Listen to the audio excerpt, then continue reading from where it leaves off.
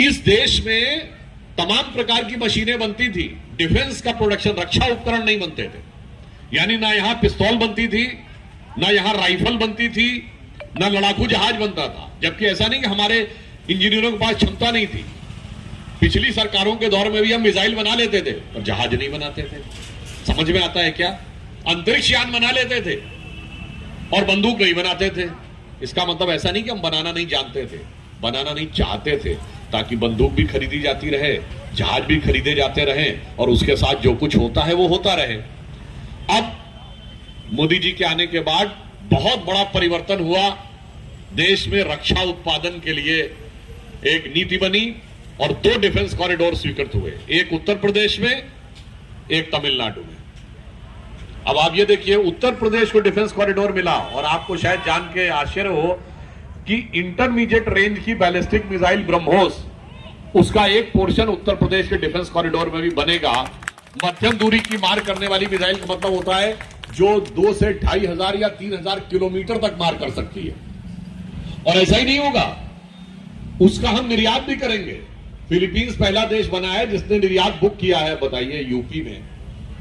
अब intermediate range ballistic missile के parts बनेंगे जहां पे कभी कट्टे बना करते थे। इतना बड़ा परिवर्तन किसी को समझ में नहीं आता है। एक वो दौर था, आप देखिए जब से योगी जी आए हैं क्या बदलाव आया है उत्तर प्रदेश में।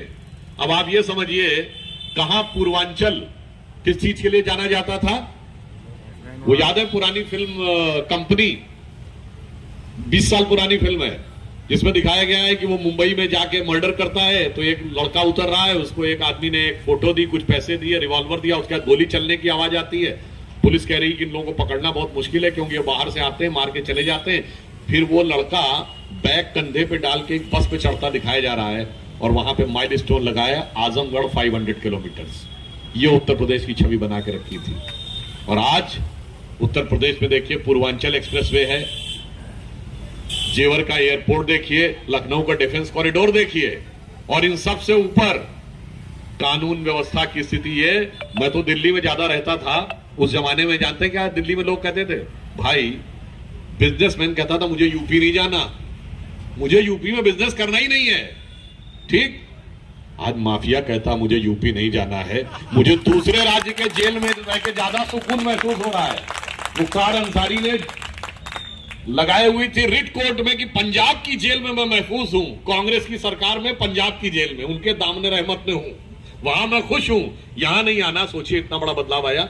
इसलिए मैं कहना चाहता हूं, मोदी जी ने विकास के जो डायमेंशंस बनाए हैं, उसमें गरीब की झोली में उसके जीवन की आवश्यकताएं देने से लेके विकास के नए स्वरूप। आज आपको पता है 90% जो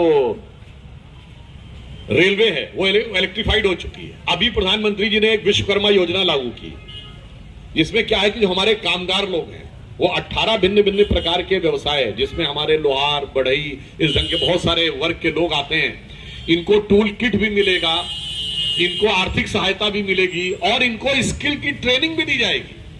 देखिए होता क्या है कि उनके पास जानकारी है, वो अच्छी चीज बना लेते हैं, मगर आज अंतरराष्ट्रीय मार्केट में जिस क्वालिटी की, जिस गुणवत्ता की चीज की आवश्यकता है, उसके लिए उन्हें अगर ट्रेनिंग दे दी जाए तो वो भी बना सकते हैं। और आज सूचना संचार के युग में जब आपने देखा होगा कि जो ब्रॉडबैंड कनेक्शन है वो पूरे देश में पहुंच गए हैं, तो वो पूरी दुनिया से जुड़ सकते हैं। वो घर में बैठे बैठे हमारे जो कामगार हैं, फिर वो चाहे चिकन का काम करने वाले हो, पीतल का काम करने वाले हो, लकड़ी का काम करने वाले हो, लोहे का काम करने वाले हो, वो अंतरराष्ट्रीय मार्केट से सीधे कनेक्ट हो सकते हैं।